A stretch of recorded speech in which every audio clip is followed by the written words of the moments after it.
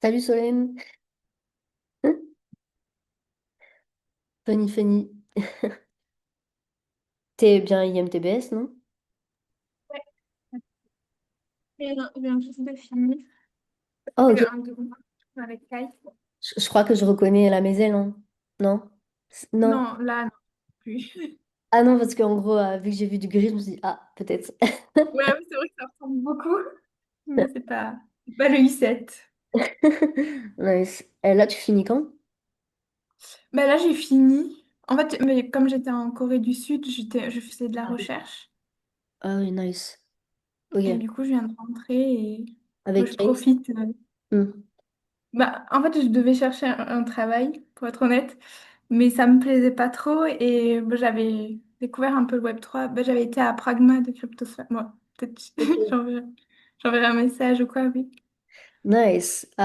J'avais créé Pragma, justement, bah, il y a 4 ans maintenant. Ouais. En 2022, je crois. J'avais créé la conférence. Ouais, il y a 4 ans ou 5 ans, je sais même plus. Depuis, bah, c'est cool que ça se reproduise chaque année, du coup. Et ouais, donc à Caïste, en fait, t'as dû t'éclater. Peut-être tu connais quelques alumni là-bas, non?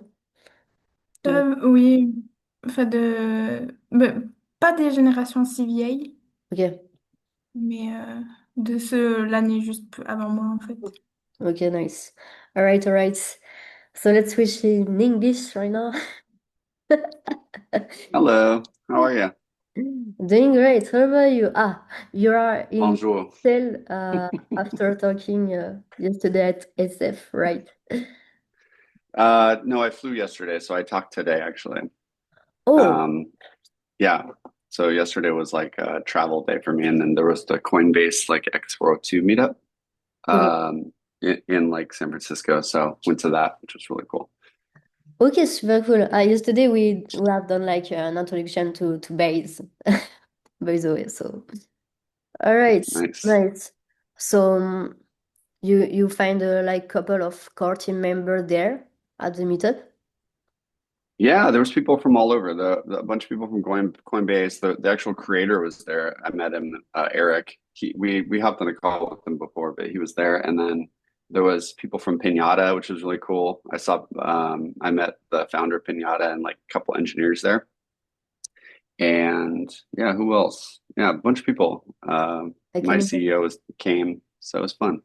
imagine. All right, nice. It's It's Tech Week in San Francisco, so there's like a lot of people here. So it was pretty busy. I can imagine. Yeah, and it's nice, right, to go to meetups like whatever whenever you are, wherever you are. Like literally just go to meetups. It's where you're gonna find people with the same interests and everything, and you're gonna grow a lot by doing that. So all right. I think we can start in 1 minute, something like this. I already put a reminder on the chat on Google Classroom as well. And by the way, on Google Classroom, normally I put the attendance link too. So all good. Everything is set up. I remember like yesterday that I forgot to put the attendance for session 3, but yeah, anyway, it's my bad. Okay, Cool. that's fine. Okay, okay. Um,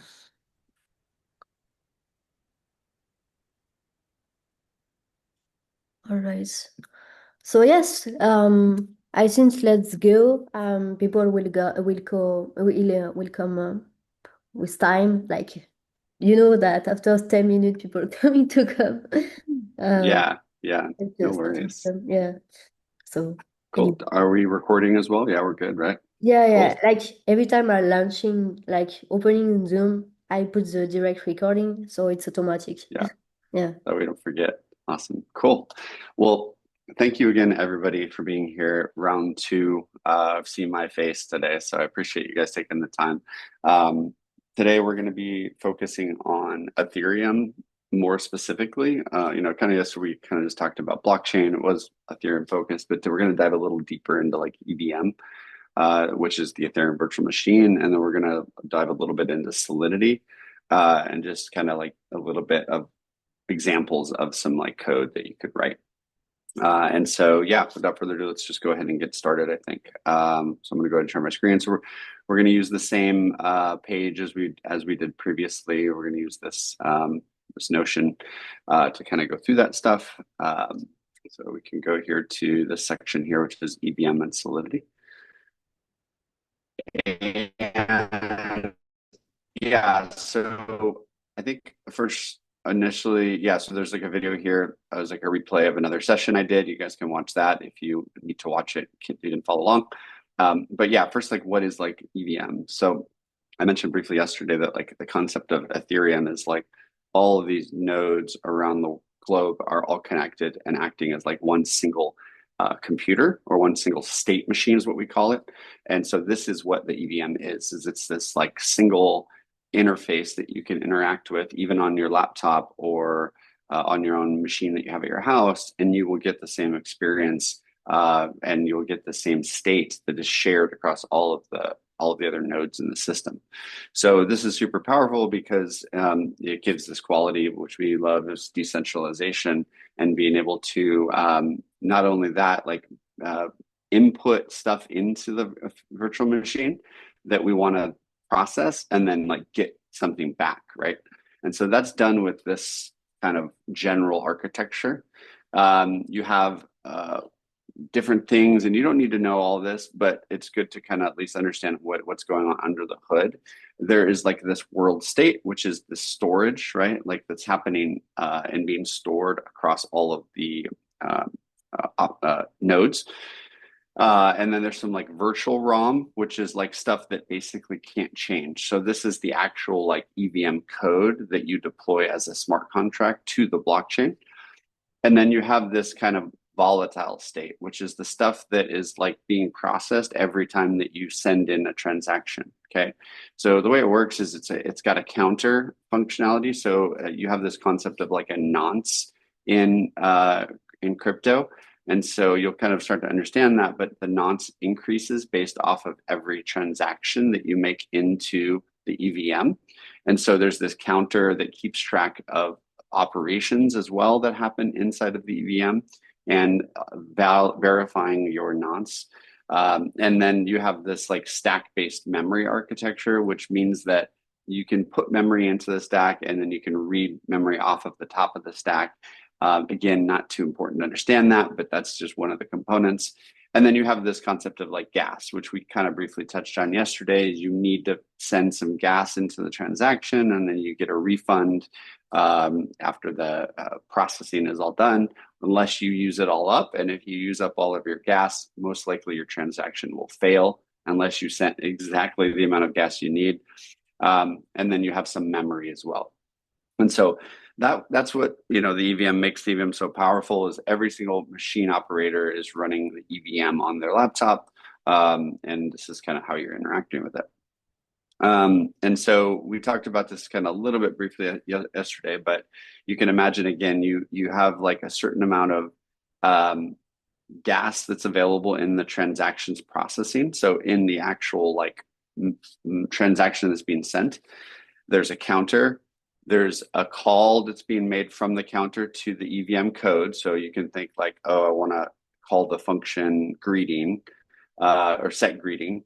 And inside of that EVM code, those boil down into what are called operations. But you can think of them like a function is human readable. So if you call set greeting, like I can see what it looks like, that's what it is. But there's all these different things that might need to happen inside of that function, and those are called operations or op codes.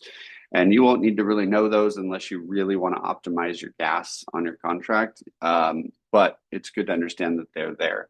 And so for every EVM code line that you write, there's going to be special operations that need to be executed. And those operations cost gas, right? So the more complex your code is, the more gas it's going to cost to run. And it's going to need to maybe go and make some outside calls to another function on like another contract, or maybe it needs to write memory into the stack and store stuff in memory, and then eventually store it into storage. If you need to store it in the storage, that's more gas as well. And actually storing things on the EVM is the most expensive. thing that you can do with gas.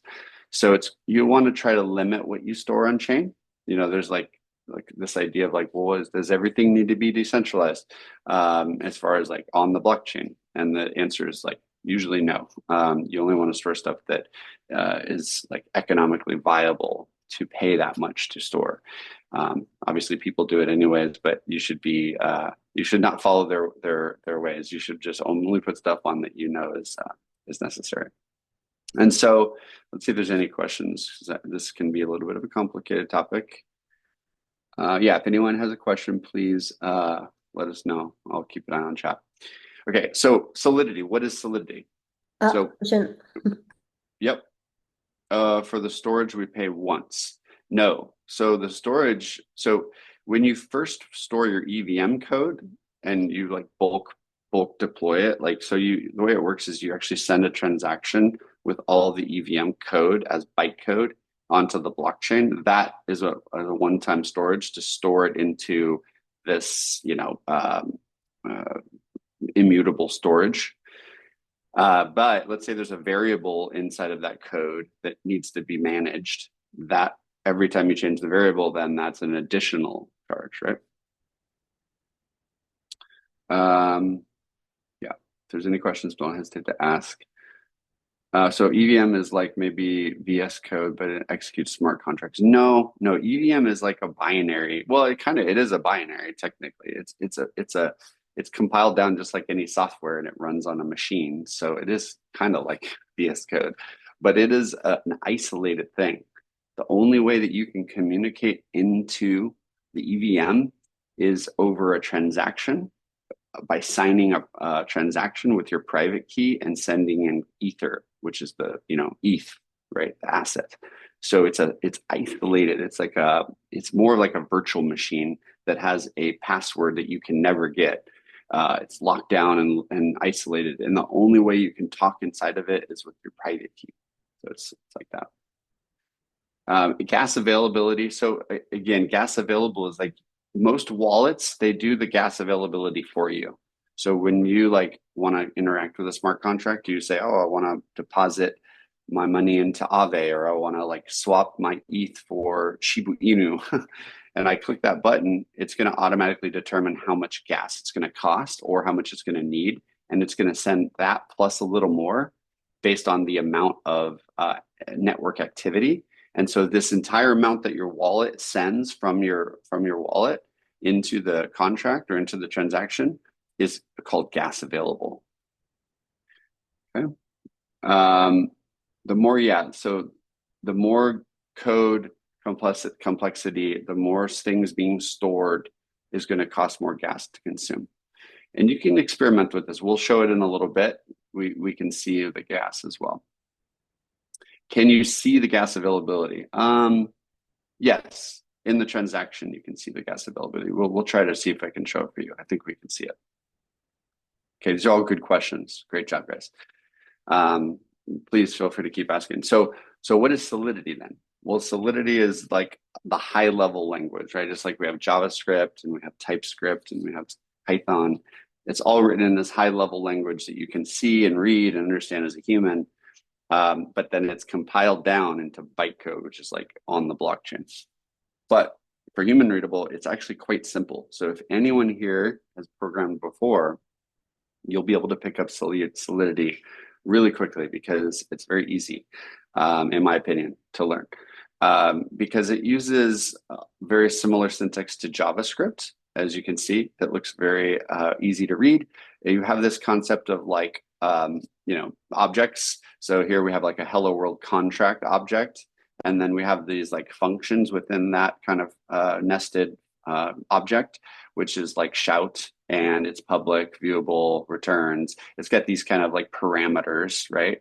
It's got this ability to take in values as well over it has the ability to return or take in values. So here we have like a function that this does not take in any values, but it returns a string into memory, and it returns that hello string.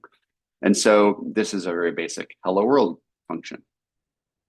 And then, so another question is like, what other languages should I know? It's good to know like I would say TypeScript as a blockchain developer, especially with Ethereum. Most stuff is written in TypeScript. Maybe occasionally you'll work with some JavaScript. There are some pockets of developers that also are learning, well, doing stuff in Python, but I would say it's probably less popular. There's also some Rust-based stuff. If you're into math and zero knowledge, then there's a lot of zero knowledge stuff written in Rust. So another question, when writing Solidity contracts, will it have .sol? Yes. Yes, these are .sol files. And that is like the source, right? Rust, smart contracts are also written in Rust for Solana, yes. I forget what it's called exactly. I've written them before, but I'm not a huge fan. But I would say for you, you don't really need to learn Rust to be a blockchain developer. It's more of an infrastructure thing, really, or like zero knowledge stuff. There's a lot of Rust. Rust is very complicated and very difficult, so I would avoid it until you're at the tail end of your onboarding into crypto. So what happens when you compile a smart contract? So you write this like high level code like this, right? And then what you need to do is you need to deploy it to the blockchain, right? So how do you do that? Well, you write it, then you compile it down. And so yesterday when I did a Yarn deploy and I deployed the contract, it compiles it for me. And it also does what's called an ABI generation, okay? And this is an important concept to understand because, again, the source code for Solidity, once it's compiled down, becomes bytecode and it's not human readable for you as a human, and then also for your application. Like it's not going to be able to understand what your thing is. So you need this thing called an ABI. It's basically, I like to call it like the map. It's the map to your smart contract. It's going to have all the functions, it's going to have all the variables defined. It's going to have the structure of how to interact with your smart contract so that when you plug it into your front end or Scaffold ETH plugs it in for you, it just knows how to read it. So again, you compile your source code. When that is compiled, the compiler creates an ABI, which is that map. And then you deploy the bytecode to the blockchain as like bits and bytes, like low level, just 1 through zeros and A through Z. And then when you're reading from your front end or like from another tool, like from a console or something like that, you need that ABI to be able to read the stuff as it comes off the blockchain as well. So this is like what we call encoding or decoding. And so we have the ability to like decode that and see what that looks like by using the ABI. Another question, does the smart contract code written by us compile into EVM bytecode? All that's handled automatically. It's when you do a deploy, it compiles it, creates the ABI, deploys it all in one swoop for you. So you don't really need to know, but it's just good knowledge to understand it. And that's why I'm covering it. Okay. So there's a lot of more detailed stuff. So one thing I didn't talk about yesterday is Solidity by Example. Okay, so Solidity by Example is just a great website if you're just learning Solidity. And it basically gives you the ability to see examples of like different use cases on Solidity. And then also it gives you a bunch of videos as well that explain them in more detail. The guy is really good. His name is Smart Contract Programmer. And so let's say you want to learn about variables. There's a whole section about variables. There's local, there's state, and there's global. And we're going to talk about all these actually here in a little bit. And then on top of that, there's usually a video on YouTube that explains those in more detail. So if you're more of a visual learner like me, then you can do this. This is all inside of the Notion page. I can send it for you. So if you come here, there you go. Okay, so I would recommend everybody in their free time, start learning these. There's two different batches that Smart Contractor made. He made the ones for 0.5 Solidity, and he made a whole bunch when 0.8 came out, which was a huge upgrade. It was like a huge unlock. And so these are both really good, and the playlists are there. And then here's a link to the actual website. So we're going to go through and look at some of them in a little bit, and we're going to use it later. But please bookmark Solidity by Example. Okay, so let's kind of go through Solidity a little bit. We're going to go through it at a high level, and kind of try to explain some examples of how you do things and like some more caveats, I would say, of Solidity, so that you have a good primer. There's lots. Solidity is an easy to learn programming language, but there's a lot in it. There's a lot of different things you can do with it.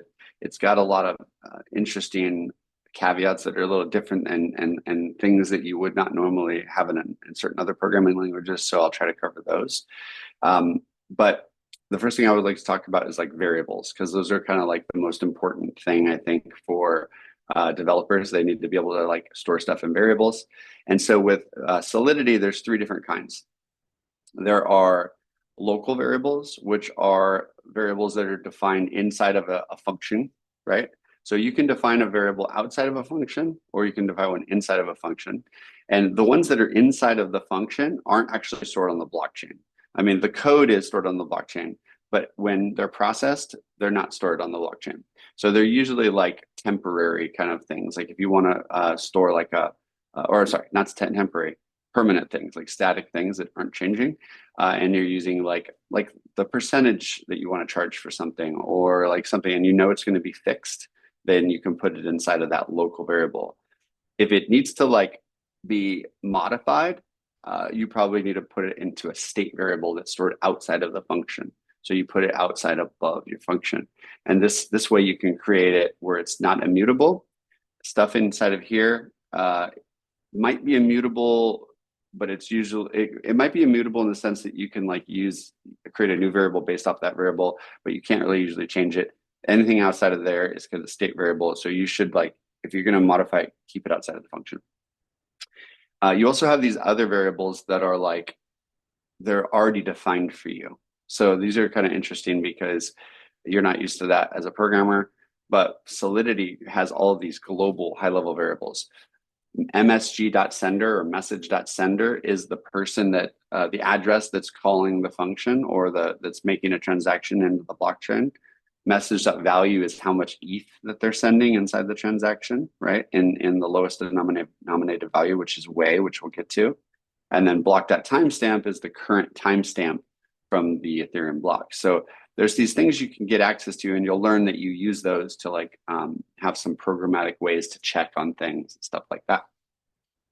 Another question, what do you think is an average time a beginner will get really good or comfortable with Solidity? If you've written in some other programming language and you're going to start learning Solidity, I would say you feel really comfortable within the 6 months at least, where you would just like be able to write no problem. Especially with AI now and like autocomplete and stuff, like you're going to be good. Okay. Yeah, hopefully you can find a job after you're done with this course. I always like to hear the success stories. If you do, let me know. It makes me smile. Okay, so there's also like different kinds of data types. So variables are like, a general thing, and the underlying way that they're defined is what we call a data type, right? So we have booleans, which booleans are true or false, very simple. We have unsigned integers, and those are defined as uint.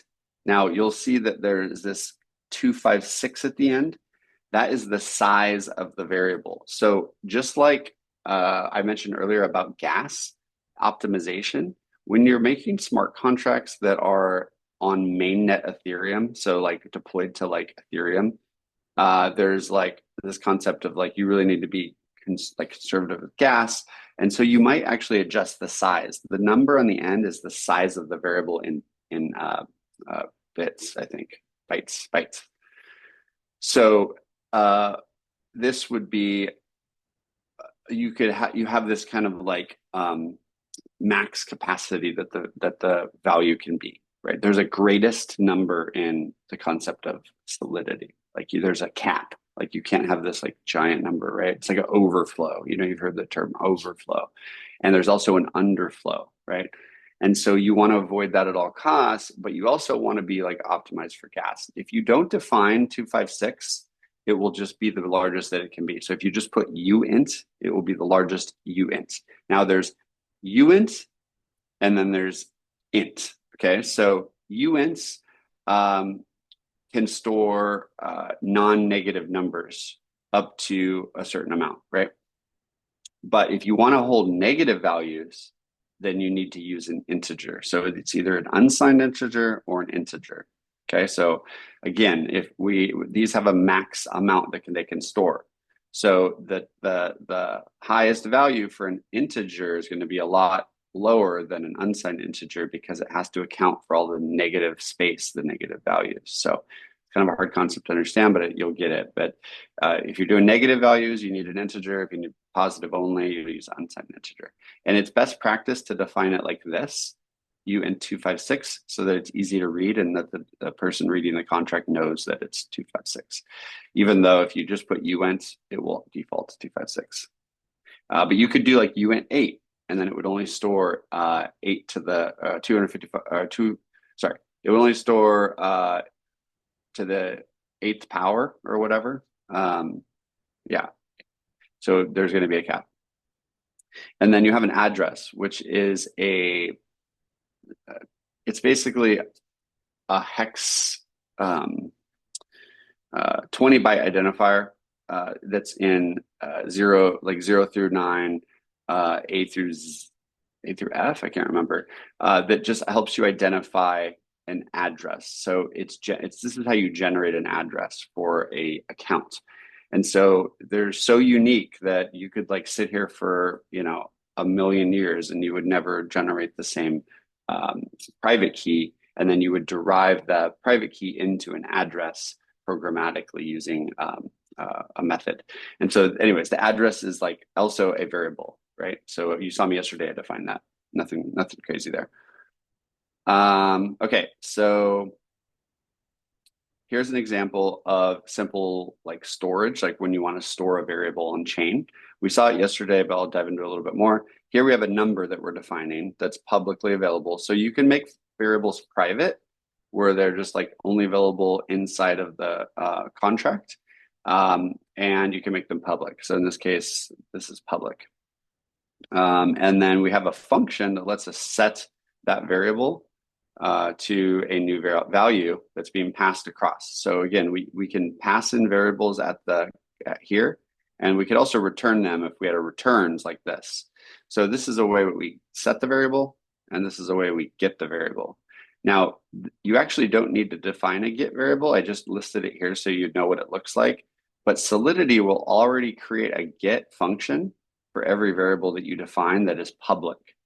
So if you define a public function, you can kind of eliminate this. You don't even need to write this, but you could write it if you wanted to, or if you wanted to modify anything, override the values as they come.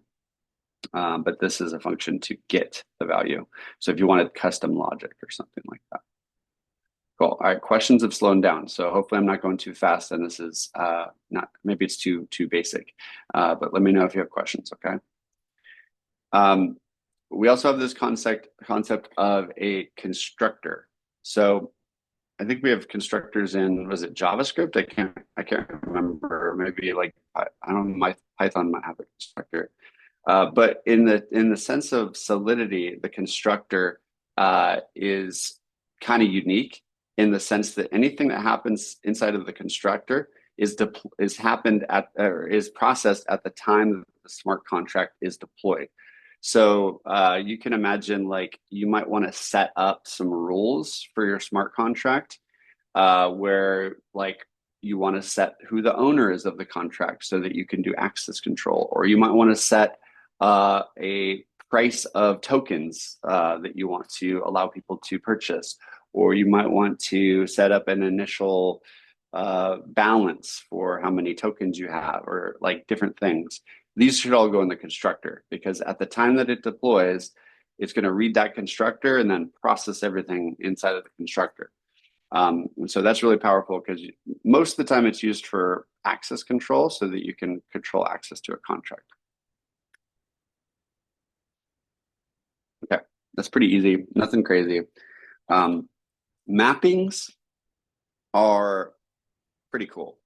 Mappings are probably one of the most powerful things that you can do with smart contracts, because what they do is they allow you to map one variable to another variable type.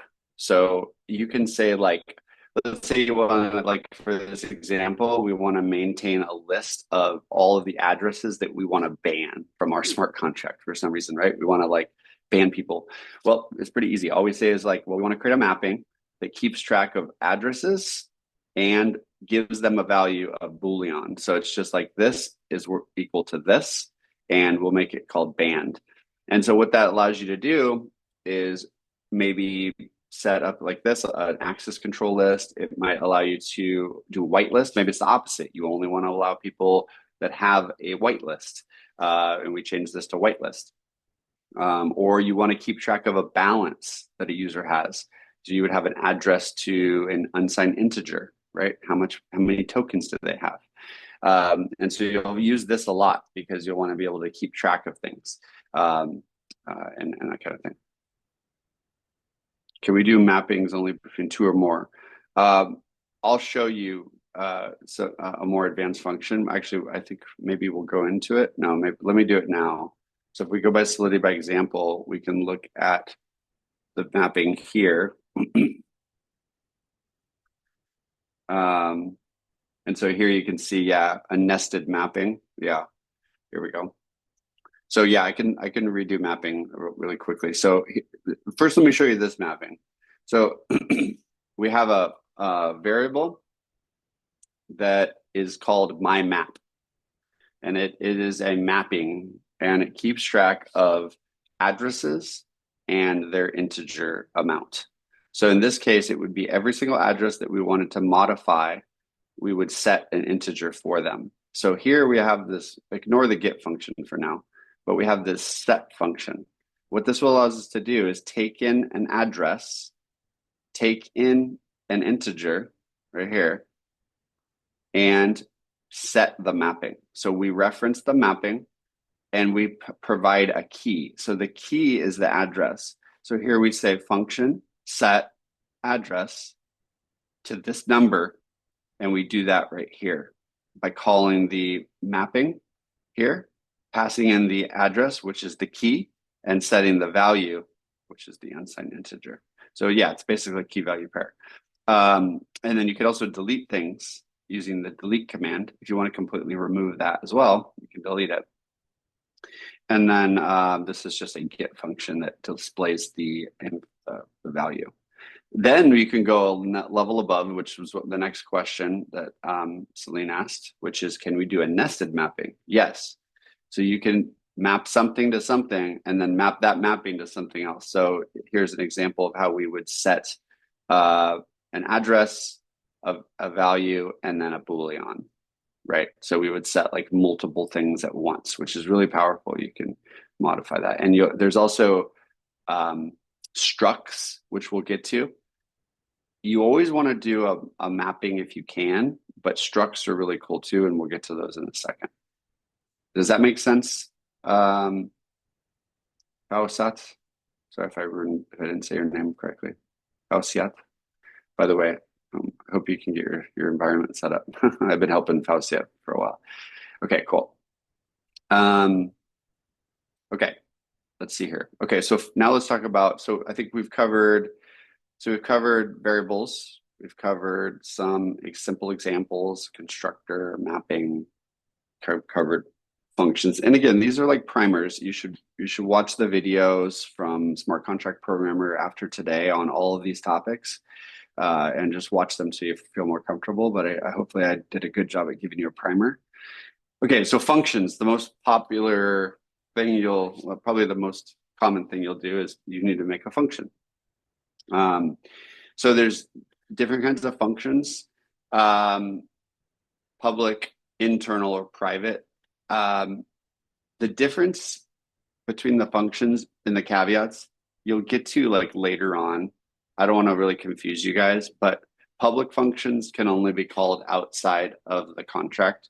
So me as a user, if I have a wallet, I can look at this contract address, and if I have the ABI and I know what functions are available, I should be able to see them and call them. If it's a private function, it's only going to be available inside of the smart contract itself. If it's an internal, and I hope I don't have these switched, but internal, if you have an inherited contract, the inherited contract can call it as well, I think. So you could take a contract and you can load a contract directly behind it and you can inherit it, which we'll show in a little bit. And so this would be an example where you would want like some functions to be able to call inside of the inherited contract or something like that. And so yeah, there's this like weird thing. But honestly, just focus on public and private right now. That's the only thing you need to know. Private functions would be things you don't want to expose to a user because they have like sensitive information that only the contract should know, like maybe some kind of like checks being made or something from a security perspective. Most of the time you're making public functions, honestly. So here's an example of a token. Okay, so this is all I always like to show this one because it's the most basic use case of Ethereum is to be able to create a token, right? Shiba Inu or whatever, Trump token, whatever stupid token it is. You can basically create a token really easily. All you need to do really is have an address to balance mapping. So you need to keep track of everyone's balance, right? It's just like a bank. If you want to give someone your monopoly money, then you need to keep track of how much balance they have. And you also need to set a balance for the initial supply. So how much tokens are you going to like allow people to have or like maybe buy from you? And then you need a way to transfer those tokens around. So we do the setup where we set up how many tokens there are. We set the balance for the initial person, the sender that deploys the contract. So we talked about these global variables. Here we set the balances for the message.sender, which is the user, or not I would say user, but it's the account that sends the transaction into the initial supply, which is also probably defined and passed across here into the constructor. And then we can transfer those funds to whoever we want, right? So we could say, well, we want to transfer to this address, this amount. And if it's success, then we respond with a Boolean. And so here, then we just update the balance. So first we have to make sure that the user actually has the right balance. And this is where we get to this cool functionality called require. Sorry, my throat's bothering me. So the require function is kind of like a check. It's like a security check. So you can do a require function and then you can check some logic in your contract to make sure that it's going to have enough funds. So here we say, all right, well, let's check the balances for the message.sender, right? And let's make sure it's greater than or equal to the amount that they want to transfer. In other words, don't let them transfer the tokens unless they have enough in their actual balance. Then if they do, then go ahead and deduct it from their balance first, and then increase the balance of the recipient of who they want to send the token to. So this is it. This is an entire ERC20 token. So very simple example, but it works. Yes, you can have both private and public functions in a smart contract. Of course, yeah. Yeah, and sometimes you will. Okay. So does this make sense for everyone? Very basic token. Any questions about the token? Looks like we have about 23 minutes, so we'll keep going. Let me know if I'm going too fast or if it's confusing. Okay, now we have this other cool idea or concept, which are called modifiers. Modifiers are kind of like functions in the sense that they look the same, they look very similar, and under the hood, I think that's kind of really what they are. They're just functions that need to run successfully in order for something to happen. So here's an example. It's the same token example that we had before, but in this case, we have this modifier, okay? So we have a modifier that's called only owner that is requiring that the message.sender that's or that's being checked is the owner. So in this case, we do equal, which is like basically is. So require that the message.sender is the owner. And if not, pass the error, you're not the contract owner. And so here what we have is like the initial supply that we set, but we also set who the owner of the contract is. So why is this important? Well, most smart contracts are going to hold money, right? We need to be able to like, if your contract starts getting ETH into it, we don't want anyone to come in and get the ETH. And we also don't want the ETH to get locked in the contract forever. And so we need a way to allow people to get that money out or do something. In this case, what we're doing is we're checking to make sure that the person that is the owner is able to mint new tokens, right? So only the owner can mint tokens. And we see that right here where we call the only owner modifier. So modifiers are attached to a function and then just basically allow you to do some more complex logic inside of the before the function is even called. So if someone was to try to call mint, the first thing it would try to do is run this modifier to make sure that you are the owner. And if not, it's going to give you an error. You're not the owner. So this would deter anyone else from being able to create more tokens just from thin air unless they were the owner. So you'll see this a lot, and you'll usually see it for like the withdraw function, but this is also a good example like for minting tokens. You wouldn't really allow anyone to mint tokens usually because no one would want to buy the token because then you could just like inflate the supply. But maybe for like burning tokens, you need to be the owner or something like that. And we'll get to that later on. But yeah. Any questions about this? Does that kind of make sense? The modifier is it's kind of very similar to a function, but it just has this kind of like ability to do more advanced stuff. Like you could add multiple required statements in here or do any kind of like logic you want inside of that. Okay. And again, these are all available inside of Solidity by example. So make sure you come on here and then check out the YouTube videos as well. Okay, so what are we going to do today? Let's spin up a project. We got about 15 minutes to probably do something.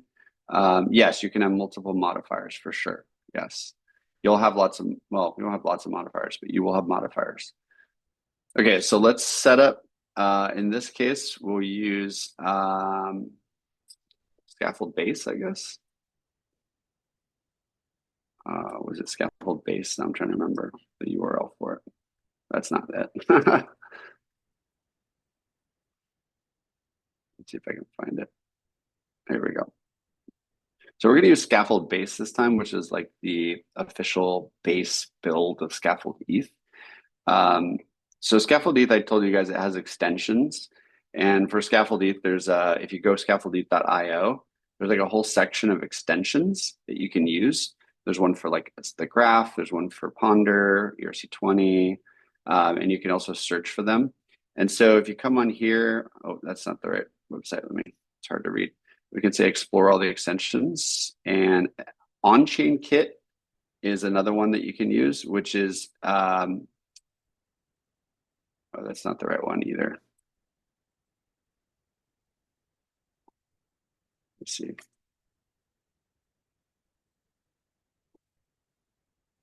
This is not here. I'll have to find the link for it. But anyways, we can use this one. This is a special build of Scaffold ETH that's forked from Scaffold ETH. And so it has like some built-in like base stuff.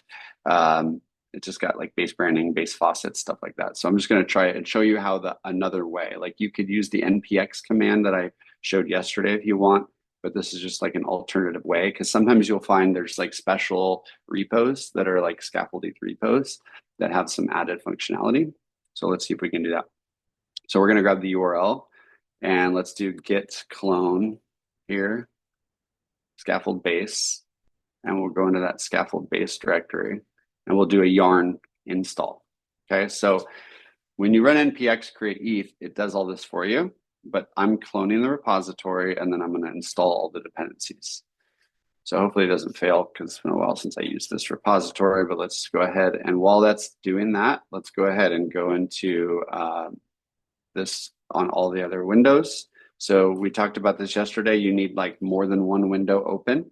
Let me pass this URL just so you guys have it too in the chat.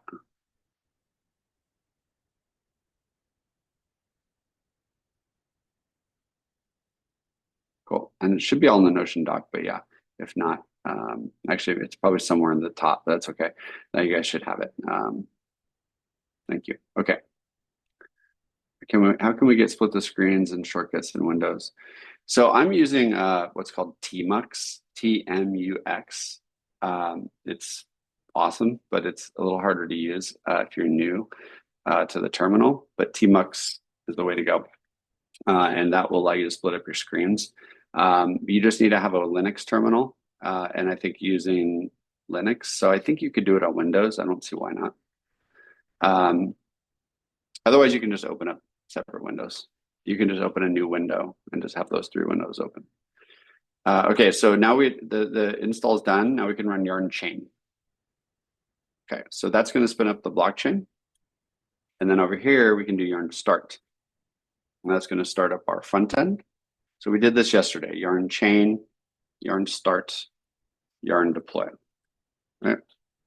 So there's a contract that comes with this version of Scaffold ETH as well. It's going to go ahead and deploy it.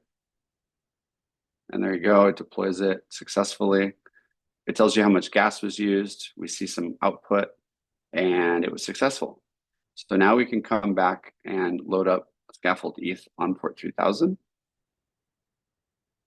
And let's see what the thing wants us to do. It wants us to create a new contract.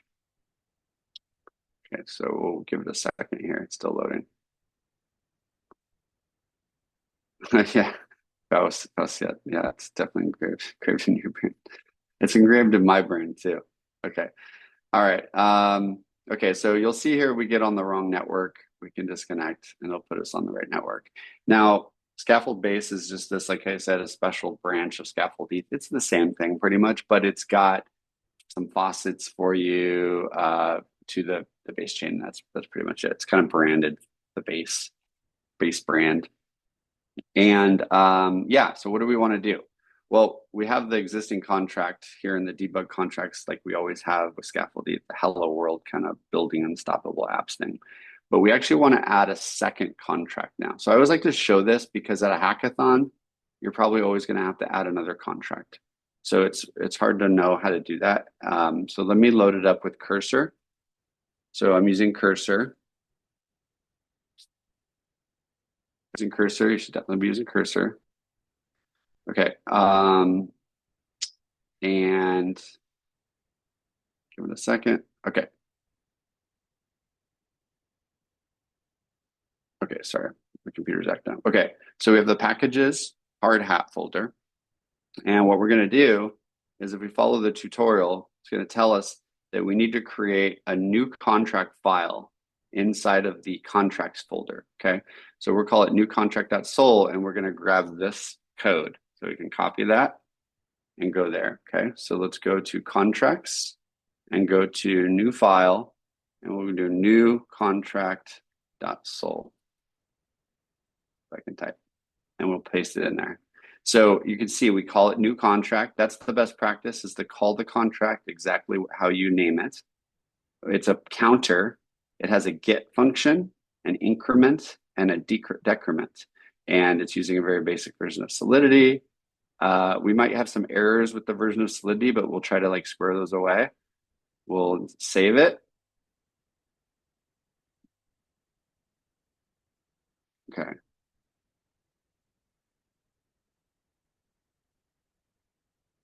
It's interesting. Scaffold base shouldn't have that problem, but yeah, you might need to be on VPN. Sorry, I just saw the message. Okay. Pragma Solidity version. So what this is it's the version of Solidity that you want to compile your contract with. Okay. If you compile with an old version and you're using a newer feature, it won't work. Right. So if we try to deploy this, we might get an error because we don't have that right compiler installed. We'll find out. Let's see if we can do it. First, we wrote the contract, we saved it. Now we're going to write the deploy script. So the deploy script goes into the deploy folder and it's right below.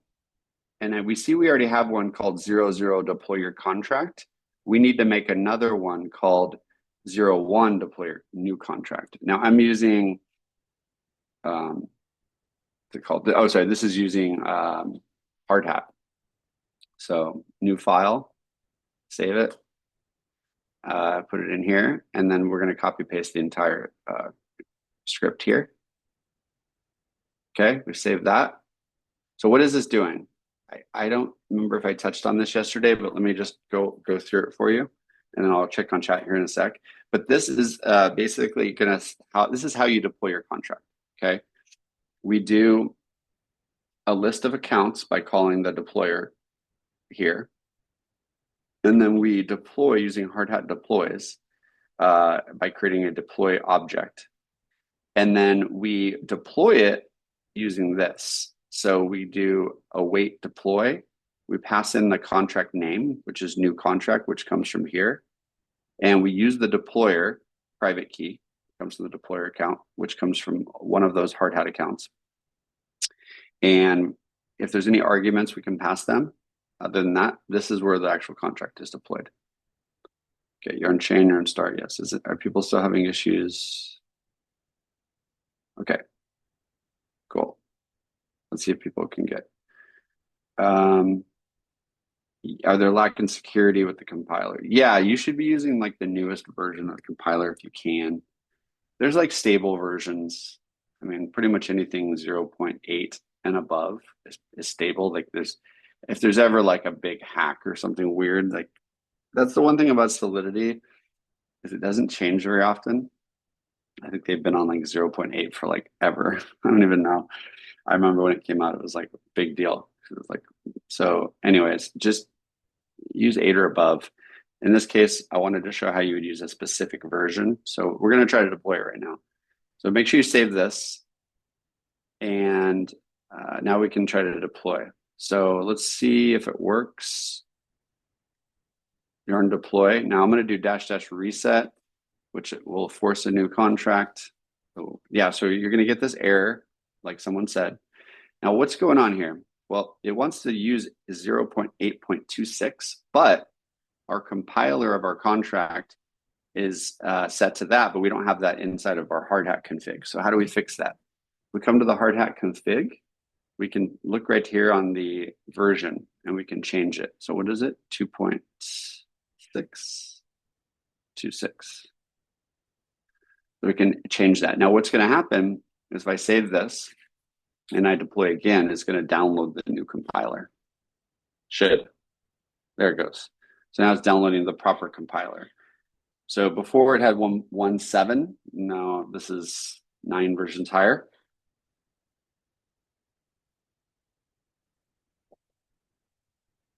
Uh-oh.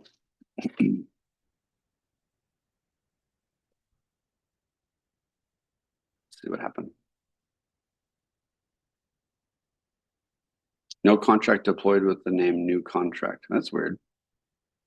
What did I do wrong here? Kevin, Oh, am I here. No. Did you have a question? Yeah, that error. I also had that, and in that new contract dot sol, yeah, the ordering Yeah. issue. Yeah. I also had Yeah. that, and it took Yeah. me I don't time know to why I solve it. put that there. Yeah. I Uh-huh. guess I like to put little Easter eggs in my code, so later on I have to fix them. I'll try to fix that. So if you're doing that, yeah, ignore this line right here. Get rid of that because so what we're doing here in this line is we're getting a copy of the contract. This actually needs to go below. So if we were to put it below, it would work. So if we did like this and put it here, then that would work. Because what we're doing is we haven't deployed the contract yet. We're trying to get an instance of it before it's deployed. So here we deploy it, and here we get an instance. And the reason why is because like you might want to call something in the contract after you deploy it. Like let's say there's a function to set something, you like want to call that. And so that's why you have this ability to get the contract. So now like we could say like, I don't know, we could actually come in here and do something like, oh yeah, like maybe we want to print out what the count is, something like that. So we could do like console.log I just love to see what AI just wants to do. uh, yeah, let's just see that new contract value or count. There we go. Let's see if that works. So you can like, log some information. There you go. So, well, that's not right, but that's okay. Contract address. Okay. Anyways, it did work, but it needs to be like modified because it's like not formatted correctly. That's why it's a 0n. But anyways, it's not in the right data type. But yeah, so you might want to again call some information from the contract and display it, and you can see what like AI is trying to do. It's trying to like write all this code for me, which I don't want. Okay. All right. So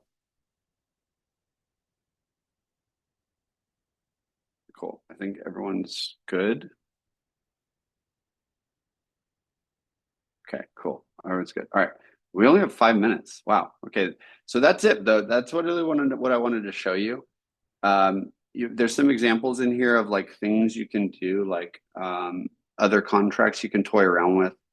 Maybe like to try to deploy these ones and toy around with them. Like actually come into Scaffold ETH and look, you'll see down we have the new contract here, and we can see we have an increment, right? I don't have enough for gas. I need gas. Let me get gas first. Now I have ETH. Now I can increment the counter, decrement the counter. So what I would urge everybody to do now, if I come over here to 0, I'm going to get an underflow, right? Because I went below 0 because I'm using an unsigned integer, right? So maybe I need to come into my contract and actually make this an integer instead, right? Int 256. And I need to change all these. And then I need to redeploy, and I'll reset, get a new contract. Then I'll come back here and I'll test again. And this time I will decrease. And now I can go into negative numbers because I'm using an integer, right? So what I'd like to have everyone do is like spend some time like toying around, creating some contracts, go to Solidity by example, and like literally copy paste stuff, like if you want to copy this hello world, you copy it in. Or if you want to copy these variables, just grab all the stuff, come over here to your contract, and just paste them in like this. Save it, and then redeploy. And then you can see what that looks like. So now you're going to get maybe some output. You'll learn like maybe like these are unused variables. Like you'll get some stuff, and you'll see that I get some linting errors about that as well. But we can come over to Scaffold ETH and we can see those things, right? And start just messing around with like Solidity, writing contracts, deploying them, and then that kind of thing. And you'll start to really learn Solidity pretty fast. You can also just ask like ChatGPT or Claude or Cursor, say like, hey, I want to write a basic smart contract that will teach me like this, and it will like walk you through it and explain it to you. And that's a really great way to learn as well. Yeah. Okay, cool. All right, let's see if we have more questions. Let's go to chat. Hi, I was going through the resources. Should one go to Crypto Zombies? I don't know. Crypto Zombies is okay, but it's a little outdated. It's better just I don't know if that's the way you like to learn. If you like to learn by like games and like this kind of cool concept, like you're building a game or whatever, a zombie game. It's kind of cool. I don't know. It's really up to you. I would say maybe that's like later on towards after you do like some stuff on your own. I would really focus on maybe speedrun Ethereum. Speedrun Ethereum covers all of the stuff you really need to learn. Tokenization, right? Understanding NFTs, staking, learning about how you actually have this kind of way for multiple people to put their money into a smart contract. Learning about token vendors, like how ERC20s work, how tokens really work, and like the patterns that you need to make them work properly. Cipher and Updraft is pretty good. As Celine was saying, Cipher and Updraft's a lot though. We were talking about like it would take you like months to go through all their content. So it just depends on, you kind of got to slowly consume it. dice game teaches you about randomness. This is all stuff building a DEX. You learn about like swaps and how to like actually like use liquidity to provide reserves. And you kind of learn about this concept of like putting in something and then getting something out and making sure that the DEX is balanced. And then you get into more concept like over like more complicated topics like over collateralized lending, like what Aave is. Then you start learning about stable coins. So really like speedrun Ethereum is probably better in my opinion because you actually build this stuff and they don't give you the answers and you have to do it. And so it's a lot of maybe like you doing some vibe coding and then understanding what the answers are and really diving in that way. Cool. Awesome. So I was would that useful? say, I know we only have I would uh-huh. say that having Cypher and speedrun Ethereum is the same. I mean, in your learning process is great because Cypher is like kind of theoretical and practical at the same time, where speedrun Ethereum is really like putting things into practice. Um, so really both are complementary into your journey. Usually people are doing that. Yeah. Well, hey, thank you everyone for taking your time today. I appreciate you. Again, I want to be respectful of everyone's time. I know we're like almost there. Any last questions? I think you got so many questions. Yeah, there was a lot of good questions though. Yeah. Hearts, hearts, hearts, hearts, hearts. Nice. All right. Cool. Do we want to do a photo? Yeah, we can. If she wants. If she wants, she wants. Let's do one. Wait, I will just I will tell you when I took the photo. All Um, right, cool. just make sure to make some like reaction, etc. Wait, we're gonna wait a bit. From everywhere.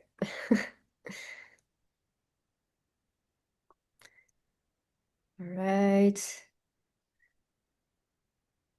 Okay. So, wait. 1, 2, 3. Nice. I Woo! will take another one with more reaction. 1, 2, 3. Yeah. All good. Nice, Perfect. cool. So, see Well, you thank you so tomorrow much, guys. Yep. See you guys tomorrow. Tomorrow will be the last time with you guys. So yeah, excited. then. Thank you so much. Just thank you. Bye. Bye.